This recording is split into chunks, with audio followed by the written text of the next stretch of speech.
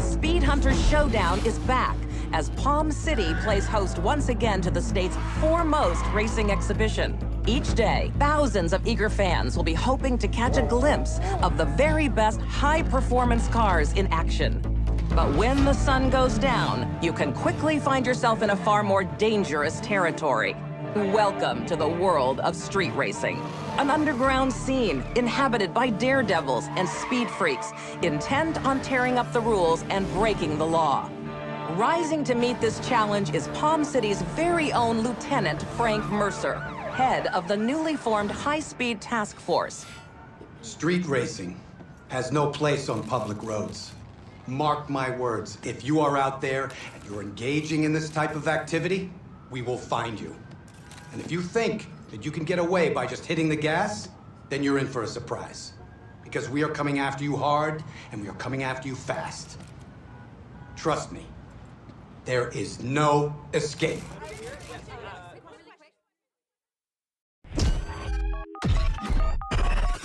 Hey, racing game friends.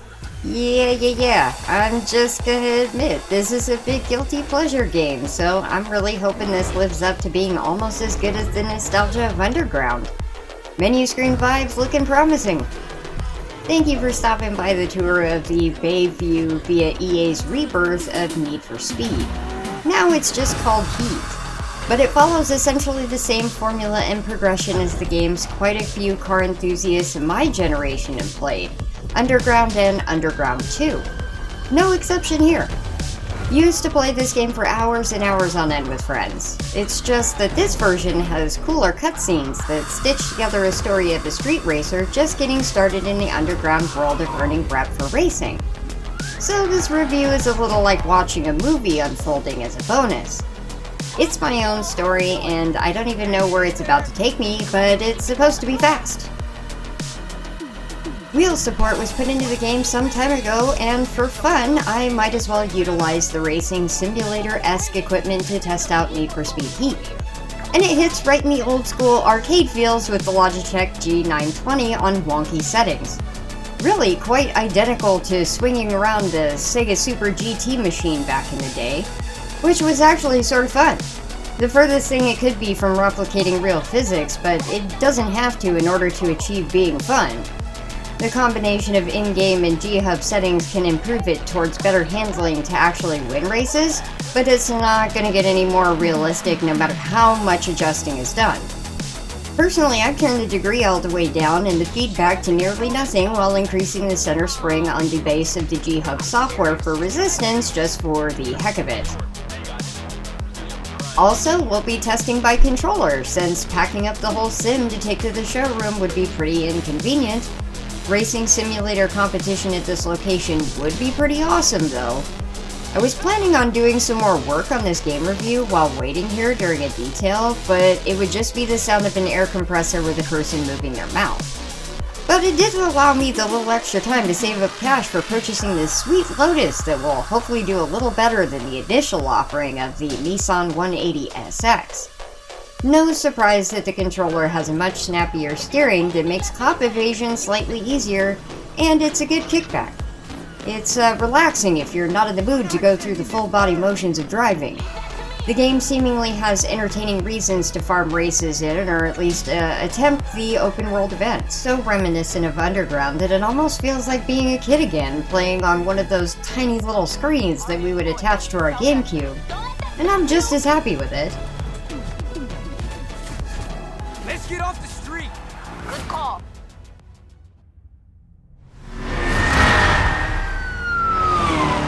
Shit! This cop's still on me! Anna! I'm on the bridge! That cop's trying to... Ah!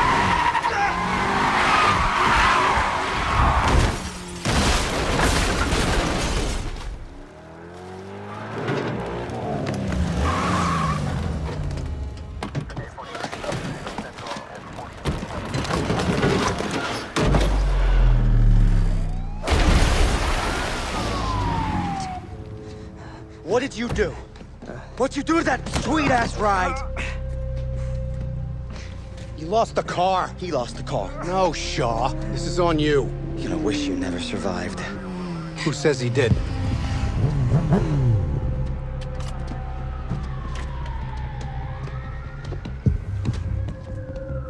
What are we doing here? Sending a message. Wait, stop! Hey, he said... We're on camera back there. Shaw, hold it.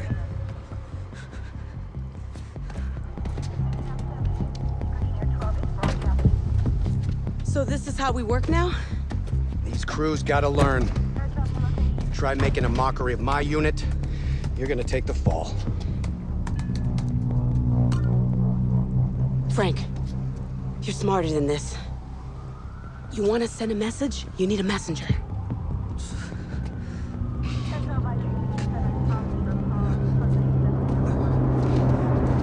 You, get out of town. And if we see you or any of your crew around here again, you're gonna be joining that car. You understand? Get up. Go tell your friends.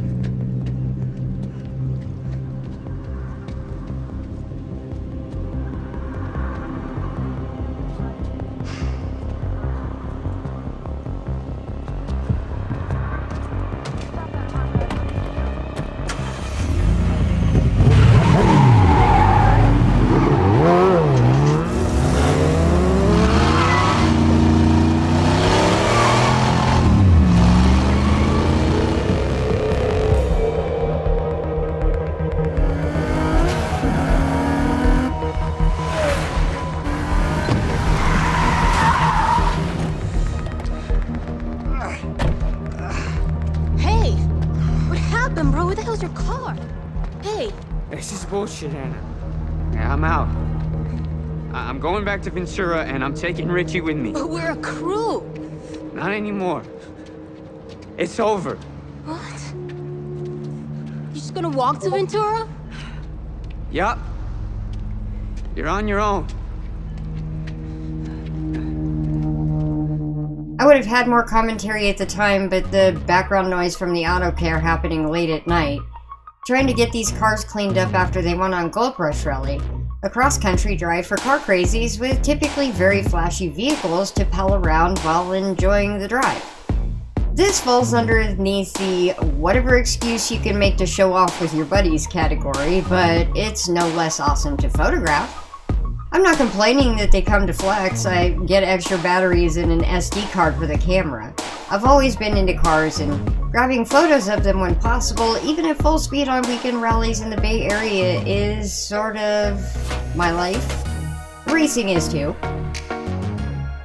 There's a good chance this audience may include some car hobbyists. Let me just throw in a little tour and demo here. We're a couple of car enthusiasts who work in different aspects of the automotive industry. I'm being Captain Obvious here. Kyle cleans cars and restores paint. I do marketing for racing and other car stuff. COVID put a cramp in my style, but occasionally stream or do videos on live car events you can find on the channel among other game reviews. Having my kind of health problems is just a hazard, and for now, living in the virtual world of heat isn't a half-bad substitute to avoid large crowds. There's a few fall race events in IMSA and club racing that I'm looking forward to. Social distancing isn't hard to adhere to when you're already confined to a remote corner of a racetrack most of the time, but I'm a little homesick for the grid and the garage. It's the weekends void of large league events that can be the most fun when the track is open to amateurs practicing in personal vehicles. Need for Speed won't offer much in the way of picking up skill. There's really no realism to the simulator whatsoever, but it's still mildly entertaining to progress through the bulk of the game with it anyway. Sometimes physical activity is more welcome than the growing pressure on the tailbone from staying stationary. Because this is going to get grindy, I can already see by browsing how much of the modification is going to cost, but let's be real, an exhaust on one of these can easily set you back $20,000. The game is actually being pretty generous with us. An awesome addition to the title is the mobile app studio. For players who have heat on their computer or console, it'll allow creations to be ported into the game. But it's probably most fun for the AR camera feature. For someone who does automotive photography frequently and shoots cars similar to what can be found in the game, this is a whole new amusing toy to play with. Point the camera at a flat surface and then drag the car around until you're happy with the composition. Instant success in car spotting, anywhere you go. It allows for changing the paint and appearance along with the construction of vinyl wrap to make the car very much your way if you're willing to put the tinkering time into the layering of shapes.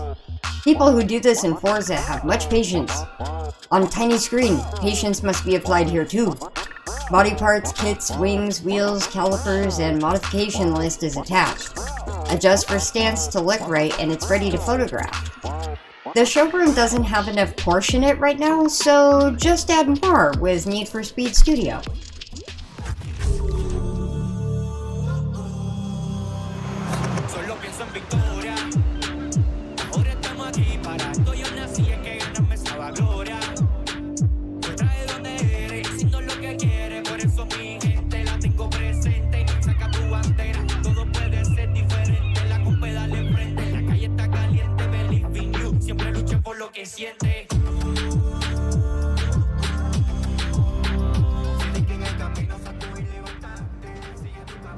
Oh, yeah.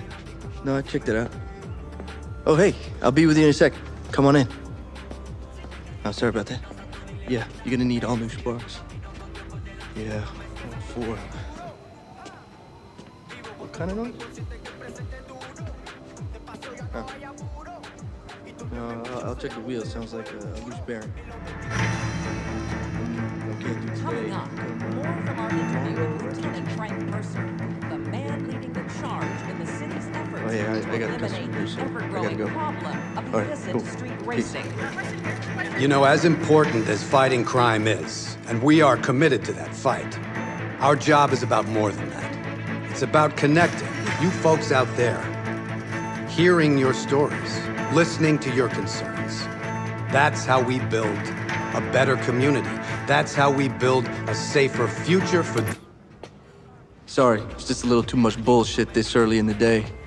Look, I hate to do this, but if you're looking for wheels, I got a CID. Cops insist.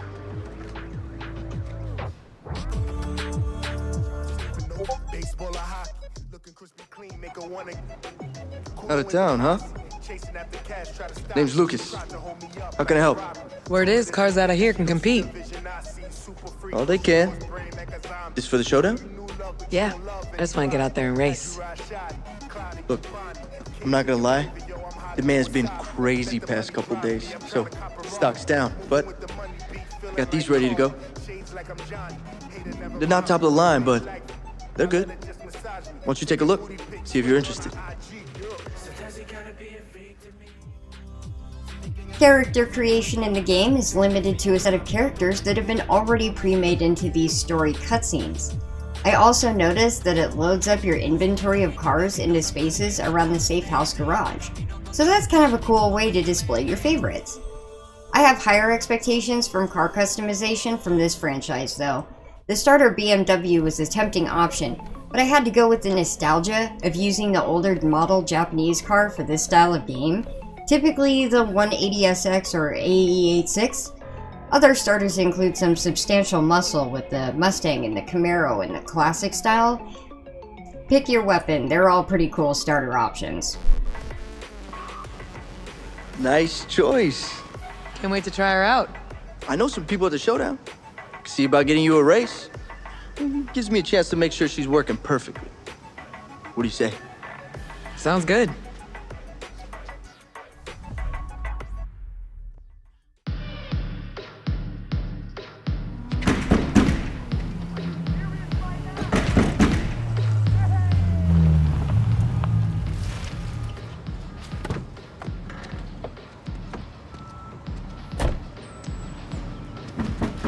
Hello? Come on, open up. Hey, I can hear you in there. They don't care.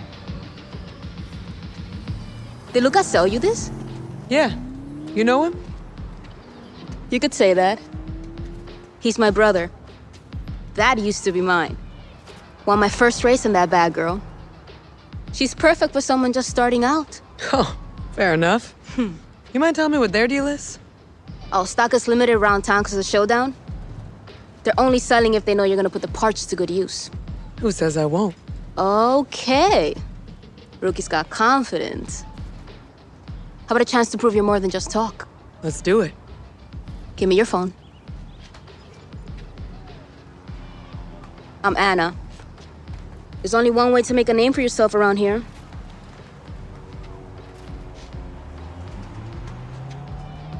Wait, that's it? I gotta make some calls. You stay on that thing. I'll be in touch.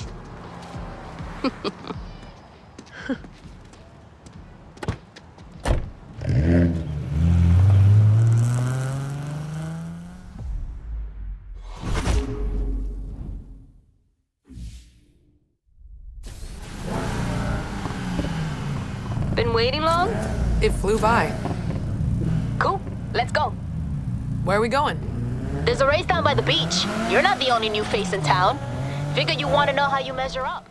This installment in the series comes in a day and night feature, which switches up on one's objectives from making money during the day to reputation generation at night. The race is set up slightly different, mostly cosmetic, but the night race's neon-lit tracks can be some funky optical illusions that are sometimes hard to distinguish the first time around or two. Missing checkpoints is a pain that requires looping back around to pass through the gate before being able to tick off the next one. During the day, the lines are much more clear, but you can't really use the ricochet trick in this game off the walls. You'll just go through these flimsy barriers that seem like they were made for a go-kart track. Now there's the added hassle of traffic involved too. But there's one big difference is that cops may join you in these night races, and not in a friendly competitor sort of way. Since you're participating in an unsanctioned race, the cops can rein you in mid-race or in the open world. Sometimes it can just be easier to evade them altogether by watching for red blips lit up on the minimap in the open world. Getting busted means some consequences like losing your pile of cash and taking hits to your reputation gains.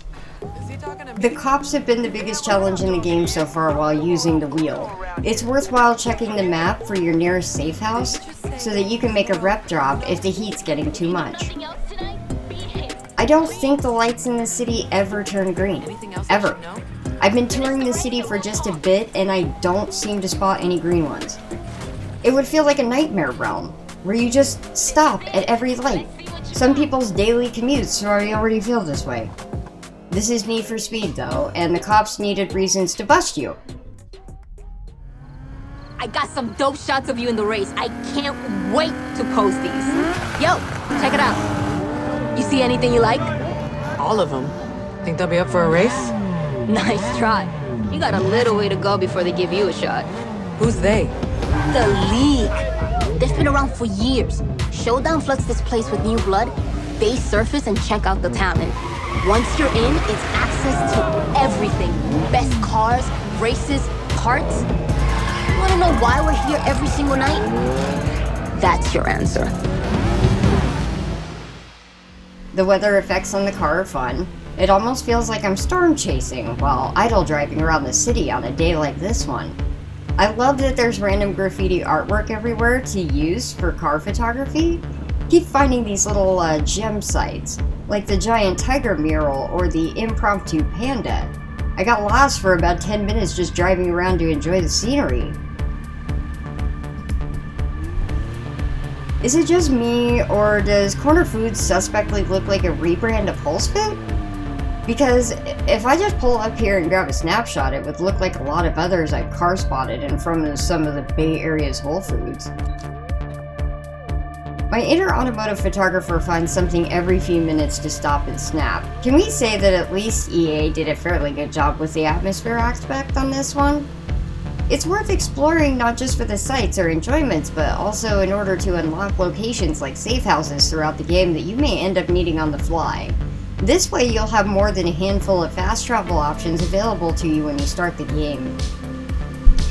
Exploring the city, there's also some collectibles scattered around like billboards and flamingos. These things add up to money, rep, and style customization.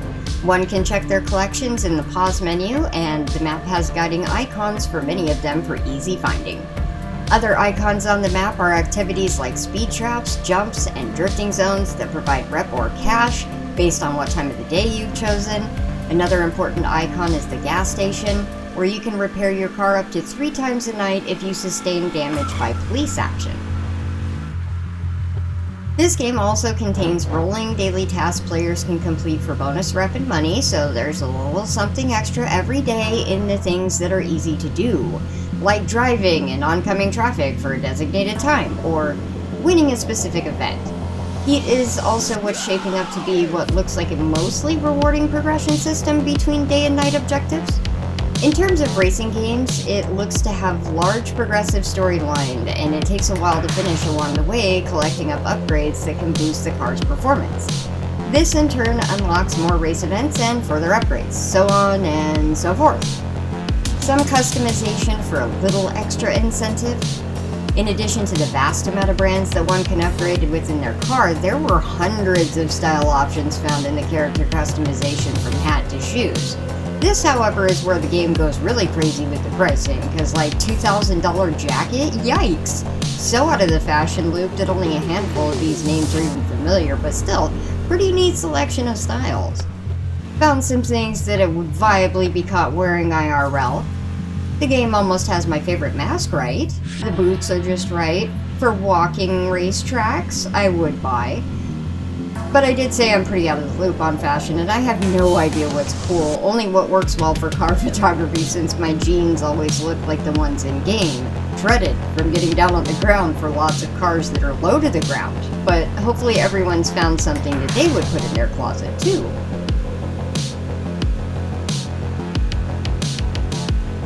Need for Speed is one of the longer-running game series in the history of gaming. It's always been around, but the beginnings were spurred on by the magazine of Road and Track. In 1994, we had these low-poly and sometimes barely recognizable renditions of street cars that could be purchased by the everyday driver. The hero cars that graced the covers of their magazines in recent publications. Who could have known that the evolution would turn into 24 games and counting from here? A few of which have been bestsellers, with 150 million copies of the game sold over the entire span of the series, bested only by Mario Kart for overall sales in a racing series. There's some fun facts for you, but we can't just rival that pesky plumber. I mean, I'm just kidding.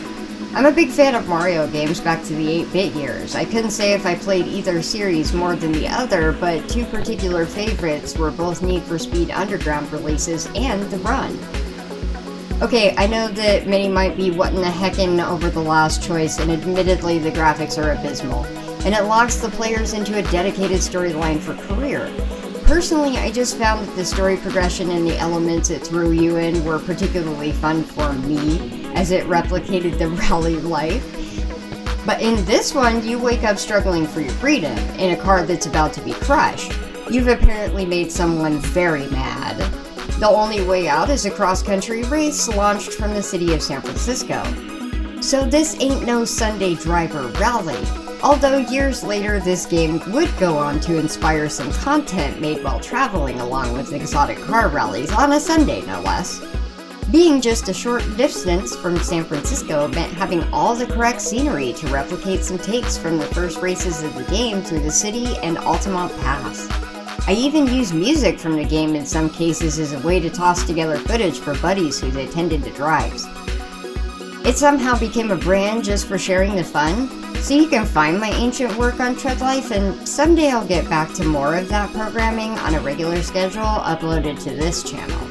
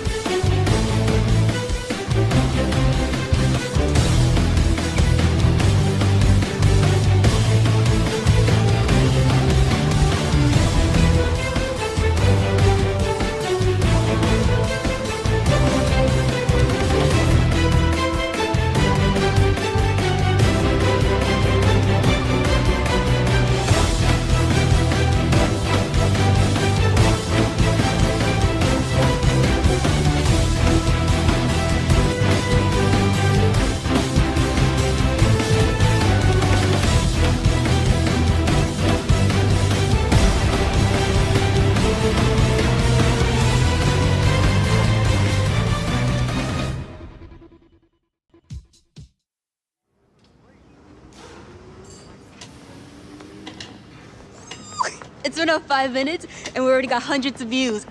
Oh, we? Look who I'm at. Oh, hey. My sister giving you the grand tour, huh? Something like that. You know, just so you know, if racing means ending up in the back of a cop car, she is the perfect guide. Remind me again which one of us has actually been locked up? Oh, no, I learned my lesson. Only thing you learn, it's how to be boring. Anyone else loses their crew, it'd be a sign to give up or go back to college. Well, not me. And as for my crew, they weren't up for it. Maybe I found someone who is. Oh, none of that, that's what you think. You know, but stories I've been hearing lately, cops ain't playing no more. Mira, la calle está caliente. I know all about the cops. Papi gave me the same damn talk. Then act like it, mija. What? Like you did? Cálmate, cálmate. Where are you staying?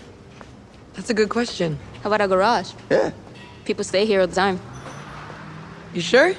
find a free couch. It's all yours.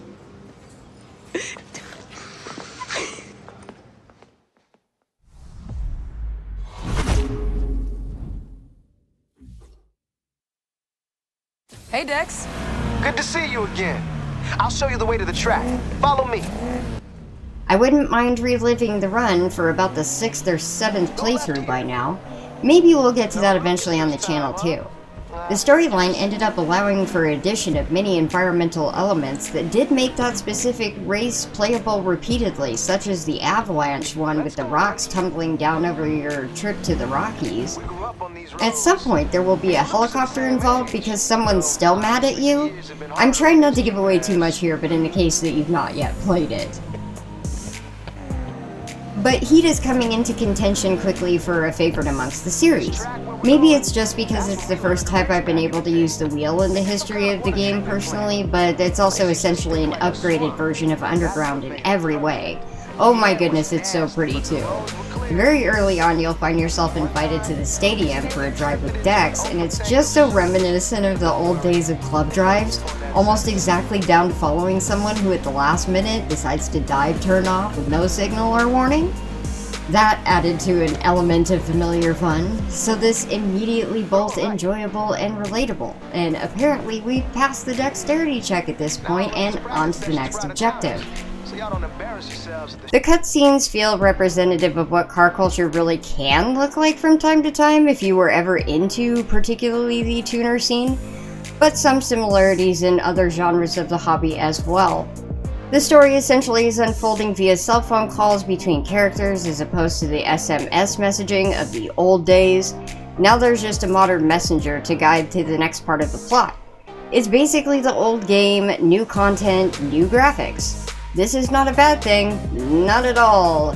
It may have been exactly what longtime series customers wanted, and I can't say I'm disappointed at all for what I expected. I got exactly what I was looking for, which is some skirt, tire shredding, and reckless abandonment of consequences, since game is really the only appropriate time and place for that. Me love you, street racing is scary, please be safe, car friends. Even many of our rally videos might surprise you how slow we were going. We were off in a rolling speed bump in the freeway in a large group, even if it looks to be fast and furious. That's the editing. Not everyone is pulling a gold rush, but you know, I had to make it look good because we're old fogies doing the speed limit. Look for the next shift sector in your near vicinity instead. It's half-mile racing on a wide open runway and it's a great place to exercise your speed demon. Racetracks across the country sure could use some small business support during these times, so don't be afraid to make yourself official and make some new friends while you're at it. Racetracks can be just as fun, and I highly recommend checking out a high-performance driving event, or known as HPDE.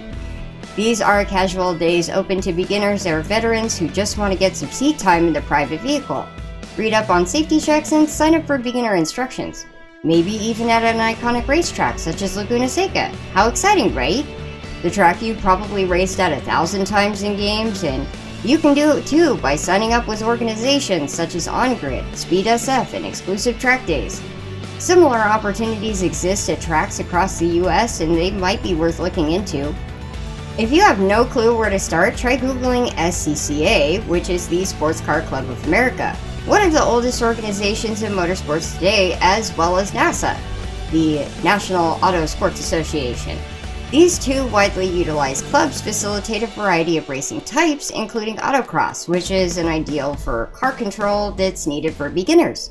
If you still need help, send me a message on social or by email, and I'll see if I can help you locate ways to get involved in more motorsports fun stuff. We all get to start somewhere, and there might be some options out there for you. One option is simulators too. For those who are playing by controller, you might consider eSports. It's certainly a legitimate form of racing that requires much skill, practice, and dedication. It's by far the most budget-friendly, which also makes it the most accessible one. Software used by professional trainers and racers is available on Steam, and some can even be upgraded by modifications sorted by large communities. The cars and tracks you need for practice can likely be found, if not already stock, in the game. By now, there's quite a few companies competing for business. There's options on the physical equipment too, like wheels, pedals, shifters, and handbrakes, all the way up to VR headsets and full motion hydraulics. Definitely you don't have to spend a fortune to enjoy or benefit from the simulator improving your skills. Even some of the most basic and economy line products are effective. Many softwares have built-in leagues like online play. Some even catch media attention, like NASCAR's iRacing. But you'll find Indy and IMSA league drivers scattered all over the sim leagues and casual races, and you just never know when you're in there with a pro. Having one makes Need for Speed much more fun when switching from the laptop and controller at the showroom to being at home with a desktop and a wheel. My only wish was for a screen that would adjust to the ratio that would work with both of these monitors and expand the peripheral vision. It would be really nice to see the dang cops that are approaching at your door panel at breakneck speed. I would say VR would be even better, but trying to keep track of this many would make you dizzy. Great racing games come down to a couple basics like physics and handling characteristics, camera effects, atmosphere, track layouts meant for races that maintain high speeds, or how the game creates achievement-driven progression systems. Need for Speed games are typically good at fulfilling many of these requirements, even if occasional releases fell short of graphics expectations. Heat seems to follow that formula, and it's not spectacular, but still well-done environment, styling, and racetrack layouts that are screaming fast fun. This series release might have been making an attempt at Forza Horizon 4's popularity, but it didn't quite seem to hit the mark with audiences. Need for Speed Heat sold 41% less at launch in 2017's Need for Speed Payback, which was already considered a failure.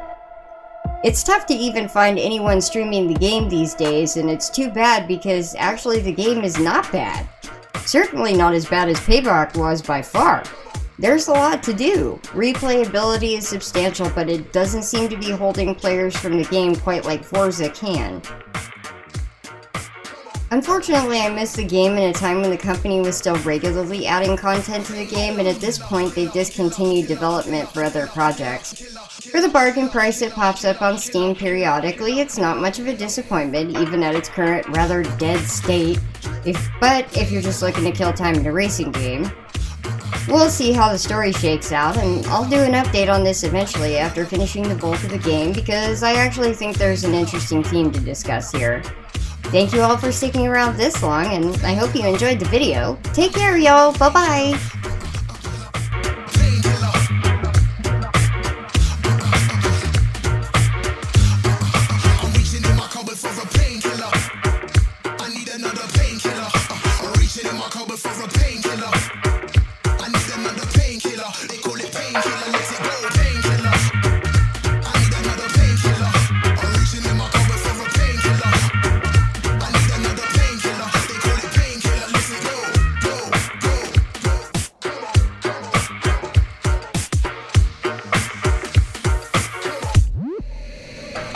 See we